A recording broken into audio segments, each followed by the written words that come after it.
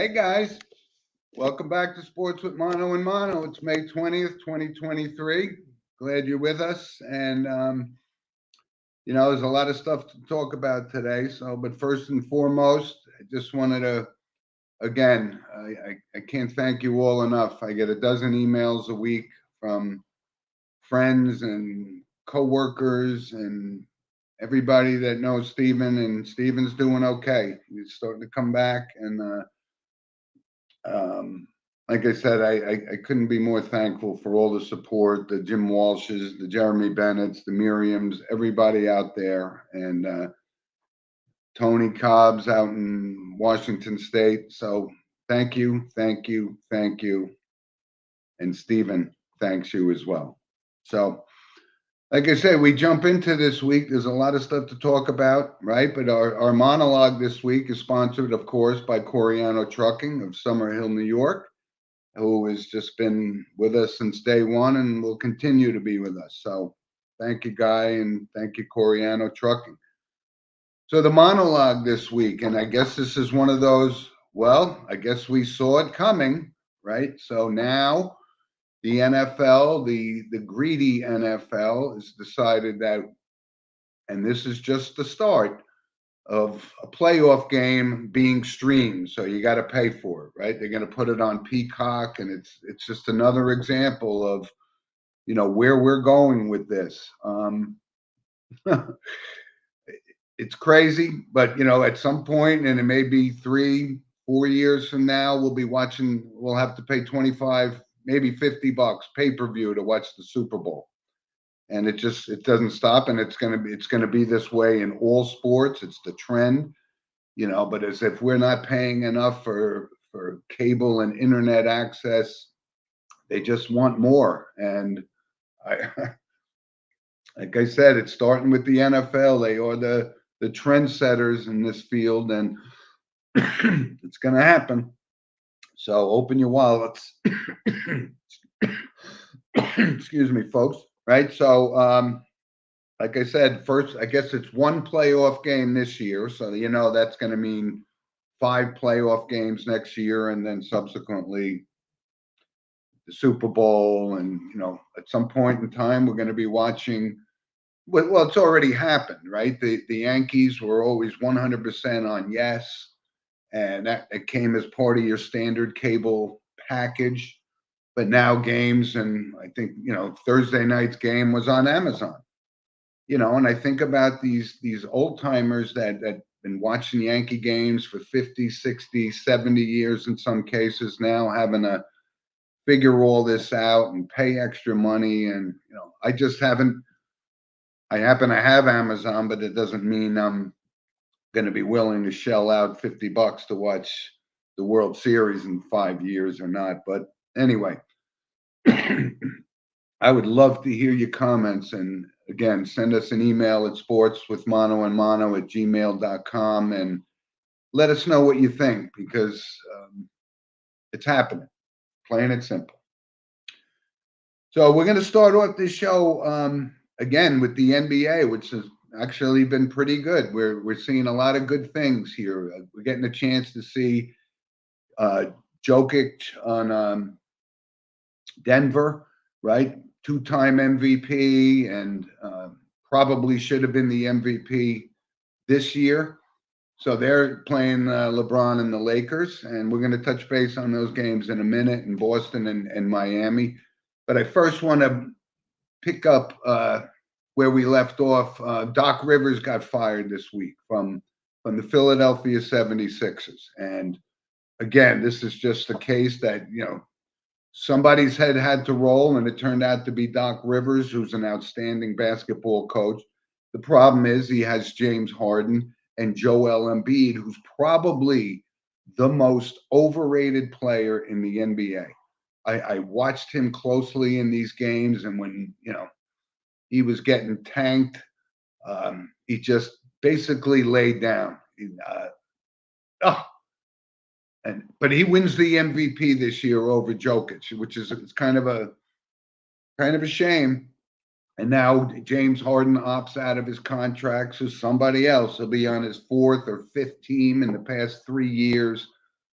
That's the downside of the NBA, and I'm glad that the Sixers are out, but I'm sorry that it cost Doc Rivers his job because that's an NBA coach, and he did his best with these guys. He's a strategist. He knows how to play, but these guys didn't execute, and they're out, right? So we got the Miami Heat, who's been right an 8 seed in the playoff brackets, if you will, and I can't tell you enough. I know I talked about it last week. This Jimmy Butler is really, has absolutely totally impressed me. Not only the backstory of his, troubled youth and so forth, but he really stepped up and he took game 2 last night on his own. And this nobody, Grant Williams, getting in his face. And all that did was ignite the flame, and Butler rose to the occasion. So they're up 2-0, which is kind of a surprise, but it's not really a surprise when you think about, the path that the Heat have taken to get here, and they're doing outstanding. And Boston will come back. I know the series isn't over, down 2-0, but can't figure out this NBA. One night the team's good, the next night they just hoop the bed, and we'll see how it goes. But Denver, with this obviously the big man center court, but you got to give some shout outs to this Jamal Murray because he really has turned into a spectacular NBA big time player. And a lot of people don't know him. Like I told you guys, don't get the chance to see Denver play a lot of basketball during the regular season. But this kid, he is one of the, I call them the young guns, right? One of the top young players up there with the Devin Bookers and so forth. But really, he's just really turned it up a notch, and with the big man in the middle on the floor, they look like a tough team to beat. So, but of course, this is Adam Silver and LeBron James. They're down 2-0, which obviously the NBA wants us to go 6, 7 games. Not sure that it will this time. I mean, we keep talking about LeBron being 38, but the league wants him in there, so the series isn't going to be over. They got next 2 games in LA, but they could have and should have stole at least one of those games to make this a match. But we'll see how it goes. But I am really pulling for this kid Jokic. I really like him, and I'd love to see him with Jimmy Butler. And then like I said, either one could win. It would make me happy because these are 2 players that have really risen to the occasion in the NBA playoffs. So again, now you have Monty Williams gets fired by the Phoenix Suns. He's probably going to take over. I could see this as a logical transformation to Philadelphia. So look for Monty Williams. He got fired by Phoenix again, and Phoenix with the Aytons and the Chris Pauls, who I like, but he just doesn't show up in the playoffs, doesn't even play. He's a good coach. And I could see that happen in Philly for sure. Excuse me, folks. I'm dealing with this allergies again. Anyway, so but then there's the one black cloud over the NBA, this whole Ja Morant situation. I mean, this guy is out of control. I don't know who he's hanging out with. I don't know why they can't reel him in, but he's on a path. He's obviously one of those young guns I mentioned before, but his off the field antics is not working, and I think the NBA is right to suspend them because it's just a bad look for Adam Silver and all those guys. So, but the NBA is, like I said, you got 4, and down to the wire, you got 4 teams left, and these are wide open. Series aren't over, but you got some really good players to watch. And now we move on to the NHL. And as you guys know, it's just an absolute battle, and these guys get one day off. And now we saw just almost an epic game. Obviously, not me or I don't know how many people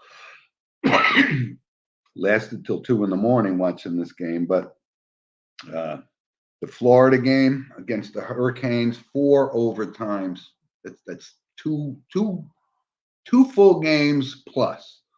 And these guys get one day off. I think they're playing today. So that's what you got to be. Mike Garvey, I know, is a big fan of both the Miami Heat and the Florida Panthers. Well, they're looking really good right now. They're looking tough to beat.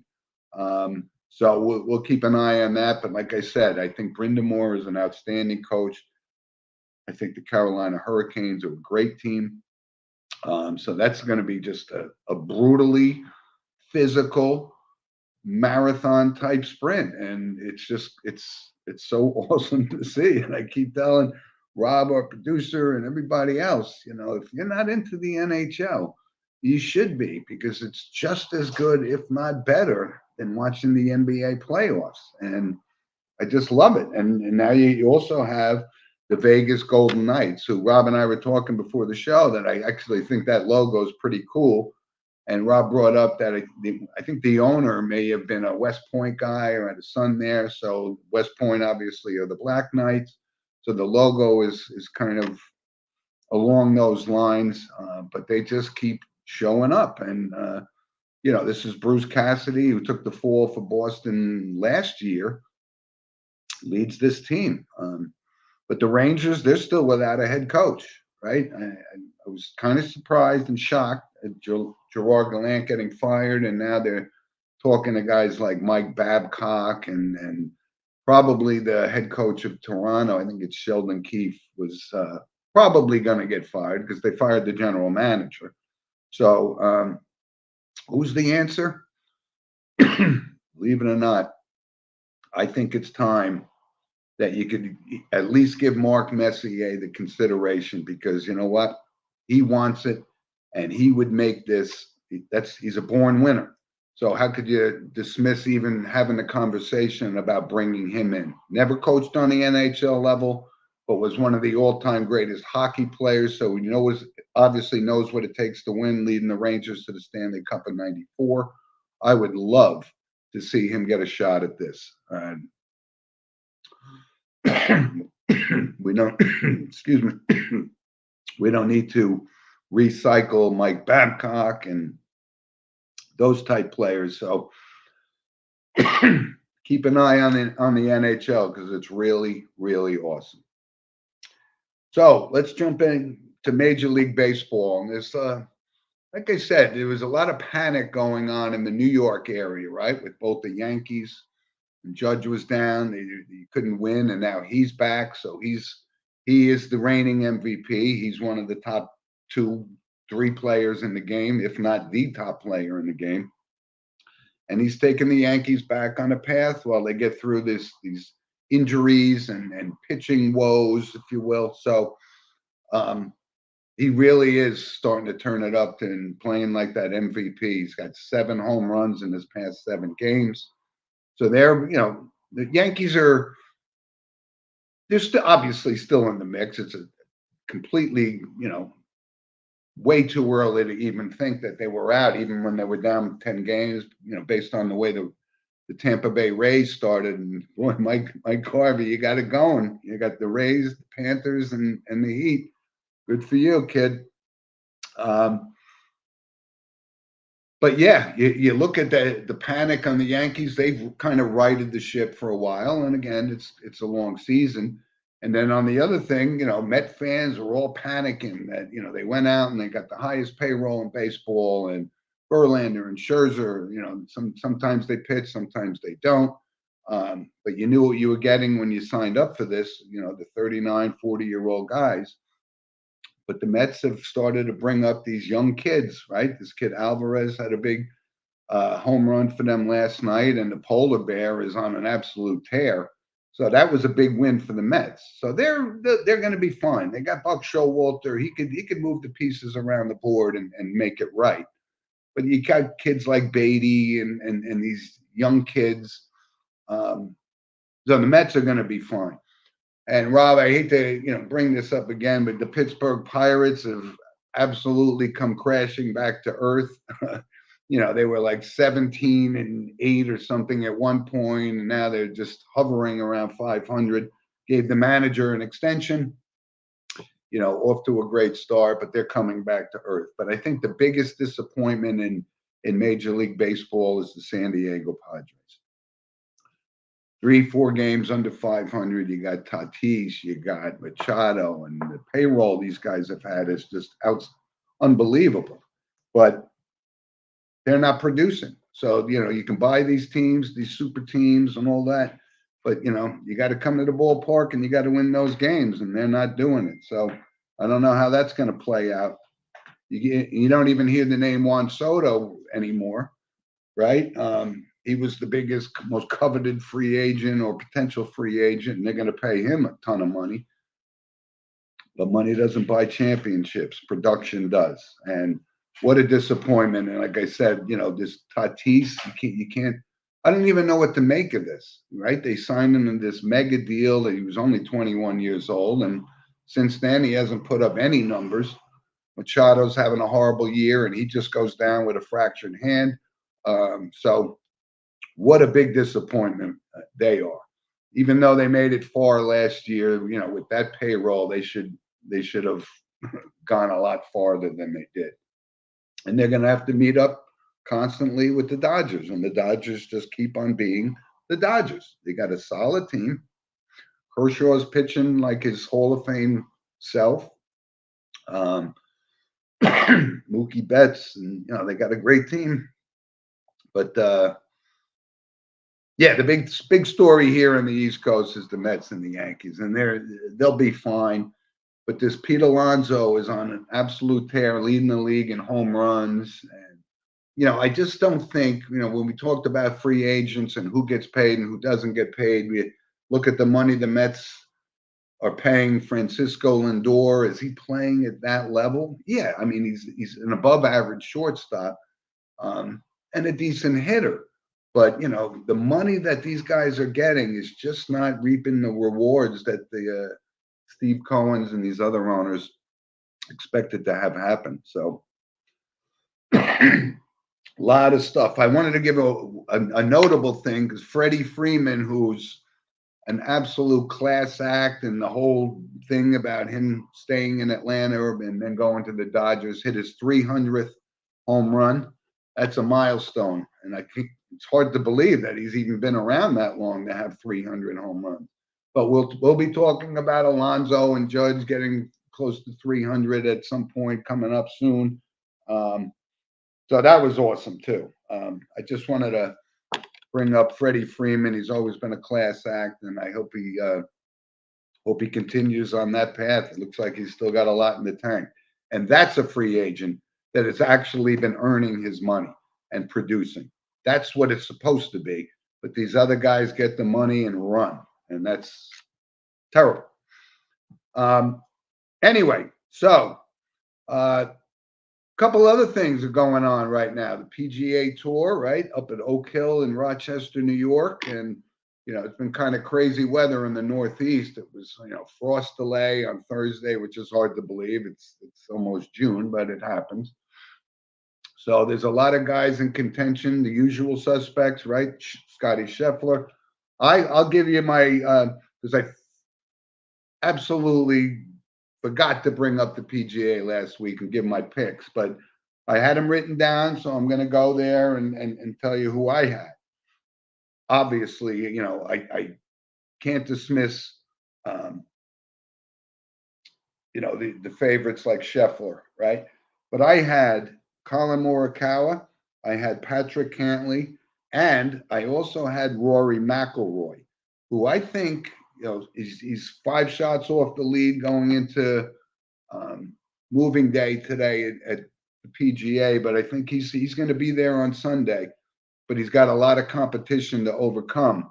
But the Cantlays and Morikawas, they're not showing up. You got these other guys, this kid Eric Cole, rookie, and that happens. Obviously, you're not going to see him on Sunday, but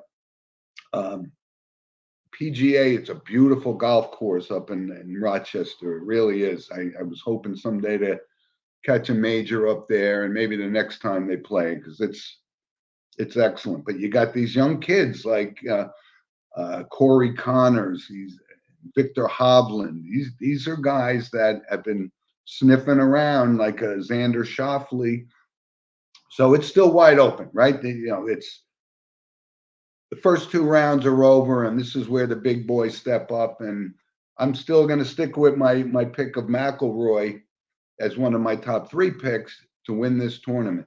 And he's going to have to beat Scheffler and, Jon Rahm, of course, isn't, he barely made the cut, but you never know. There could be some Greg Normans out there that completely collapse, and that enables the leaderboard to shuffle around, and we'll find out who's going to be playing in the final round tomorrow, but it's a great event. And there's also another event today, the Preakness Stakes today, right? The second leg of the Triple Crown down in Baltimore, Maryland.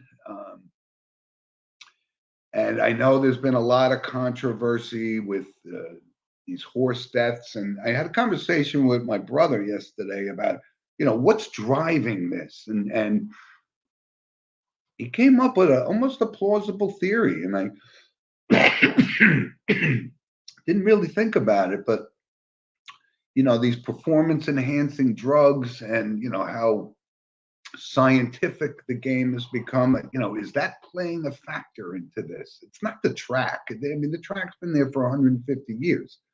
But it may be a combination of these performance enhancing drugs and masking agents. It was a great point that my brother Thomas brought up, because I didn't really think about it, but it does kind of make sense. But the Kentucky Derby winner, Mage, he's racing today, but I don't think he's the horse to beat. I'm going to give you a couple of my picks.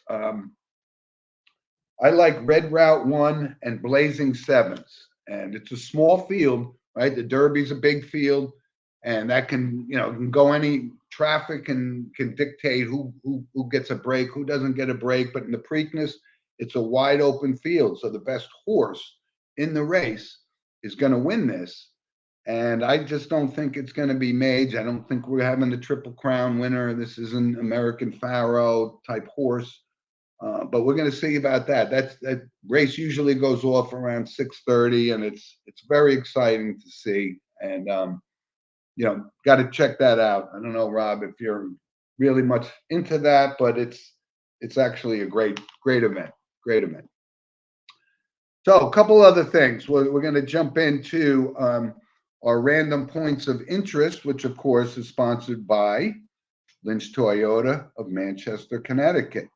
And right off the bat, you can see, the French Open in tennis, and I know Mike Garvey's, loves that, because we get midnight and 2 a.m. and 5 a.m. matches on TV, which is great. But Rafael Nadal is not going to be there, and nobody has dominated the French Open more than him. So this is what we talked about. This guy has been battling injury after injury. And, he actually indicated that this may be his final run. He's going to try to get healthy and get back for the U.S. Open and Wimbledon. But, this guy is a warrior. He's been a great champion and a classy act. And I just wish him all the best. It's going to be disappointing that he's not in the French Open, but injuries are starting to take its toll on somebody like a world-class athlete like Rafi. So we'll see how that goes. A couple other things. So the NBA draft, and this is always interesting, and this draft lottery thing that happened, and the Spurs get the number one pick, which is probably going to be this kid Victor Wembanyama, kid playing in France. He's arguably, people keep saying, probably the top prospect, outside of LeBron James to come across the NBA in many, many, many years. So we'll see how that pans out. But it did make me think about this draft lottery, right? And The Spurs have been, notoriously dominant over the past few years. I mean, not in the past few years, in the past 20 years, with guys like David Robinson, and then they got the number one pick and took Tim Duncan, and the rest is history. They've won championships under Popovich, and this team is down on its luck now. So, but it made me think of when the Knicks got the pick, because it almost seemed like it was fixed, because the New York Knicks are a media attraction in the NBA, and they haven't actually even been relevant for 20 years, since Patrick Ewing, and that was the pick, right? He was the consensus number one pick.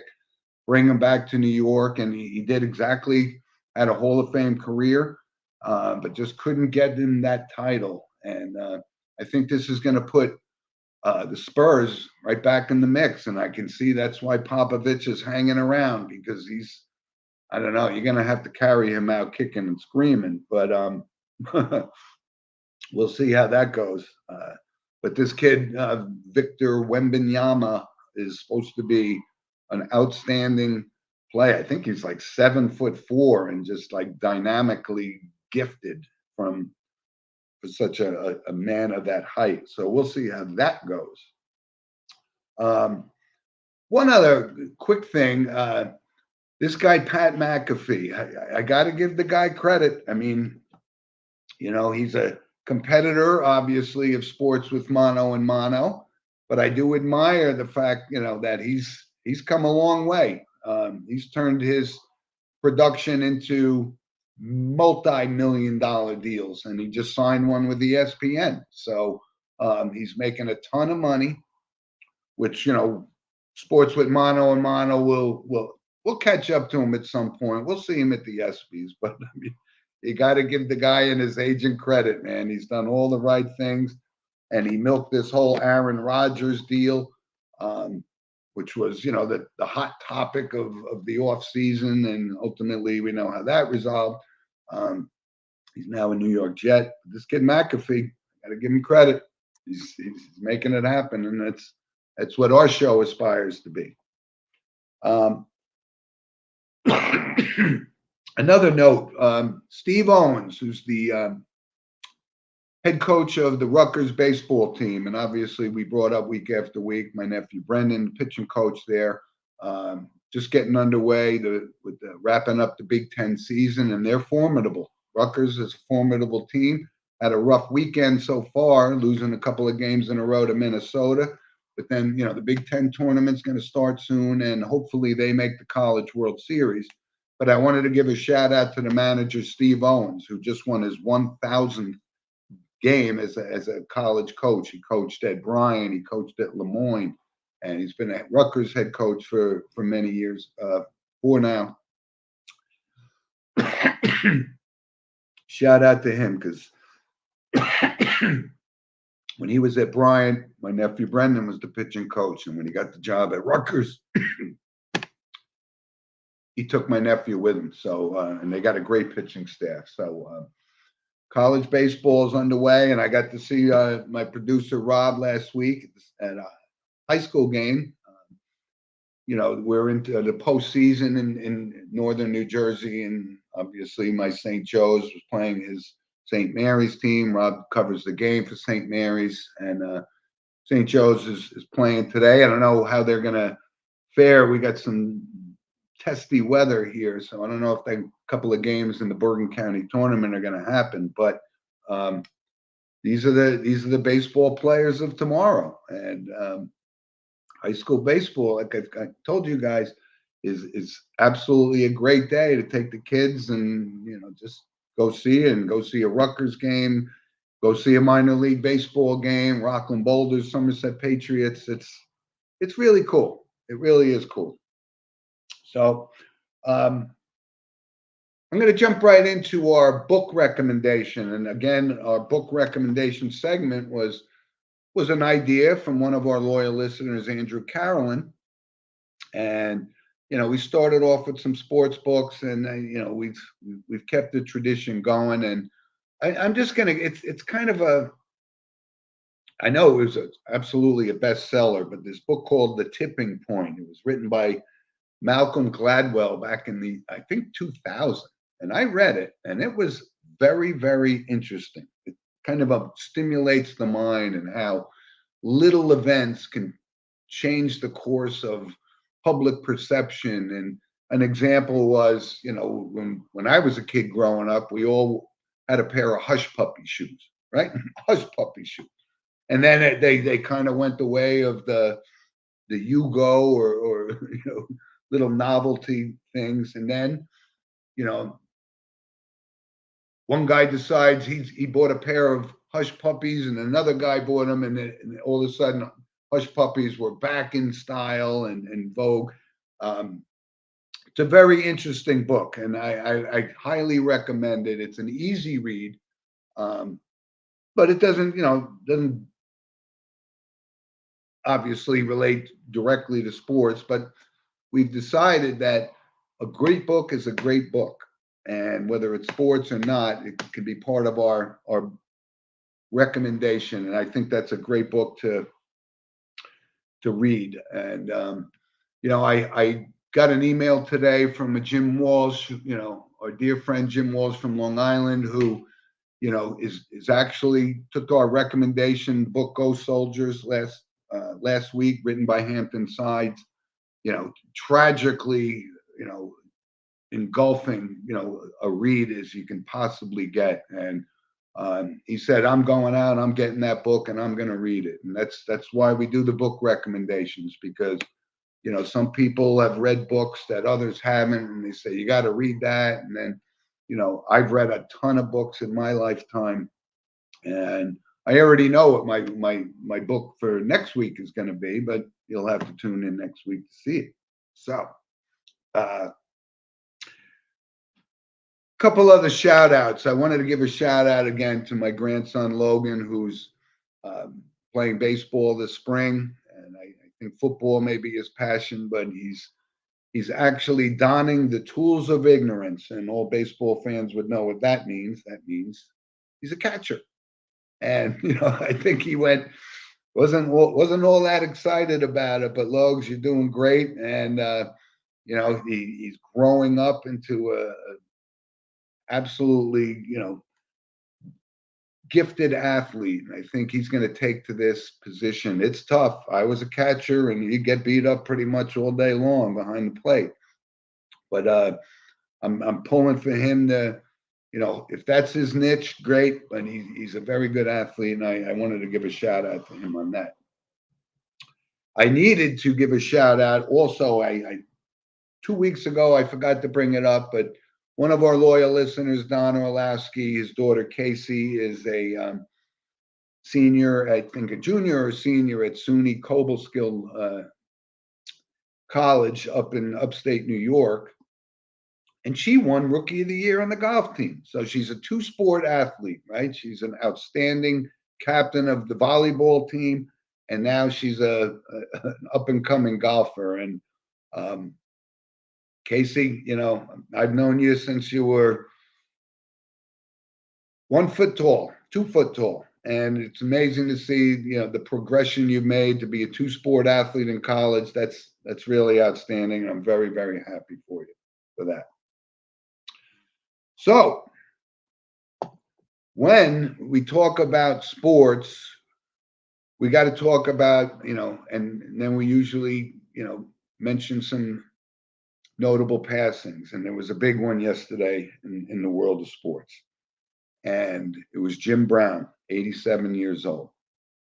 And obviously I was too young to actually see him play. I was only a couple of years old when he retired.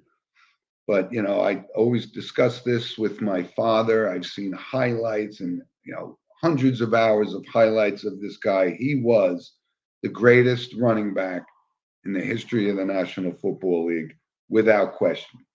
And there was a lot of controversy surrounding him, right, with the off the field domestic violence accusations and so forth. So that's kind of something that, kind of makes me, that's a bad thing in my world. So I don't ever give a guy a free pass on that. But if we just talk about between the lines, Jim Brown was an unbelievable player.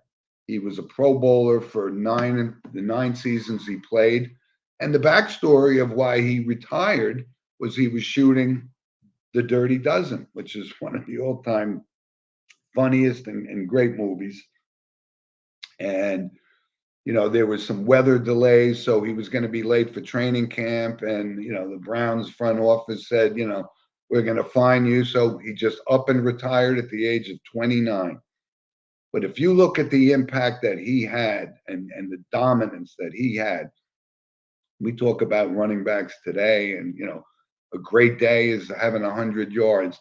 Jim Brown averaged over 100 yards for his entire career, and that's saying something, man. And you look at where he came from, right? He came from Syracuse. He not only played football, but he also played track. He played basketball. He averaged 13 points a game for 2 seasons at Syracuse. And lacrosse, obviously. He's in the Lacrosse Hall of Fame, arguably one of the top, maybe even 5 lacrosse players of all time. I don't know how you come up with that list, but he was an outstanding athlete, and he did a lot of good things. He was part of the Ali Summit, which is, with Bill Russell, Kareem Abdul-Jabbar, and those type guys that brought civil rights to the forefront. And he was an advocate for that for the rest of his career and rest of his life.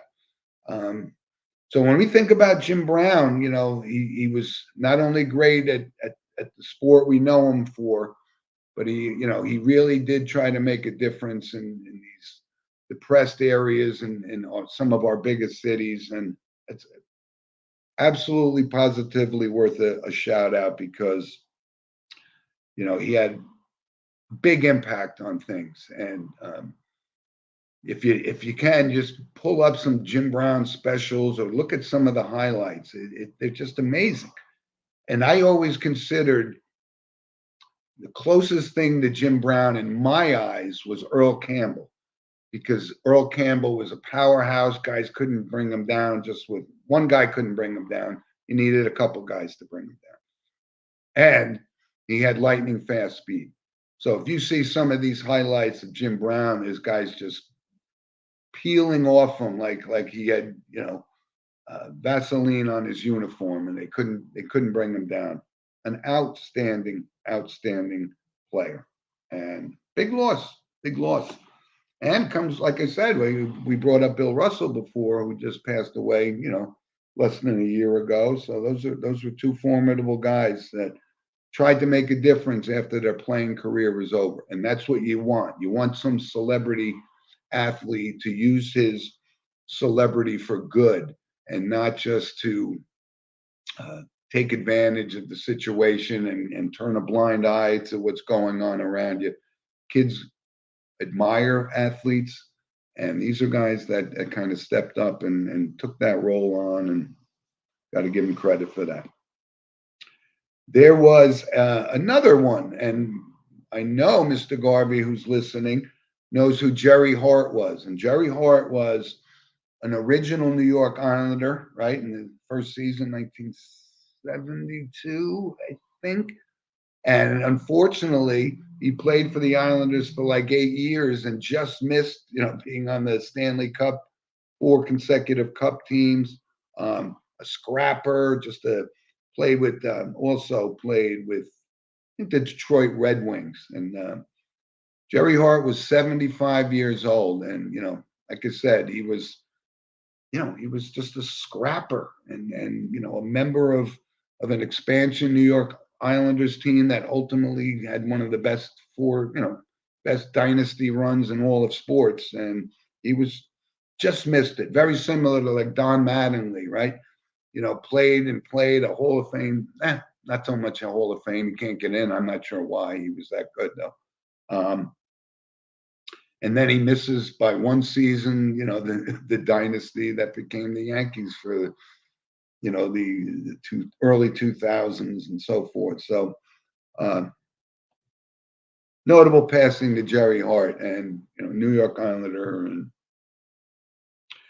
so Rob, I think I sent you a picture that hopefully you could put up. I'd like to share with our audience before we get on with our day. Um, yeah, there it is, and that's, I guess you would term this as mono and mono and mono. That's Stephen looking at the picture to my left, and it's my brother Christopher on my on the right, and I just saw him at Stephen's son's 17th birthday, and he's an up and coming lacrosse star, and they had a big win that night. And I got a chance to see Stephen in person, and like I said, he looks great, and he's fighting every day, and he's staying at my brother Christopher's house, and I think it's just wanted you guys to get a picture that Steve's watching the show, so I hope he's smiling on that, and he's been awesome.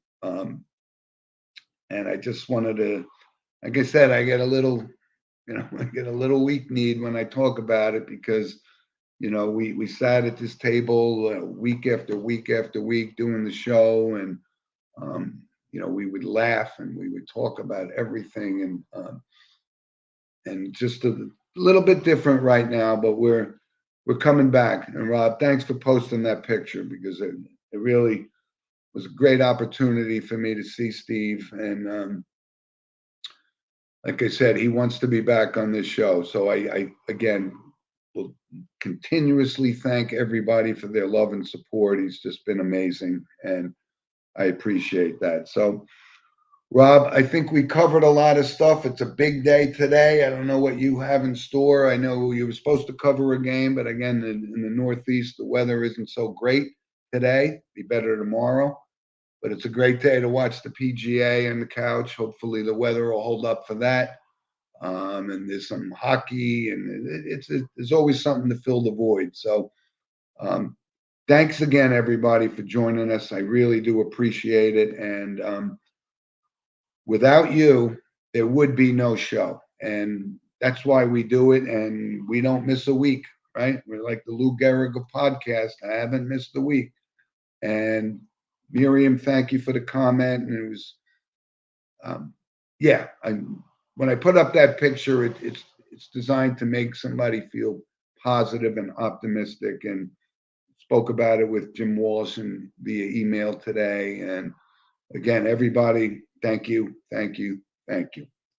So enjoy the sports, and again, we'll wrap it up. We'll see how my PGA picks pan out, how my Preakness picks pan out. Like I said, I been pretty good roll on the ponies lately, so I'm pulling for my horses today. So anyway, thanks everybody for joining us, and we'll catch up to you guys next week. So thanks for joining us, and have a great week, everybody. Bye.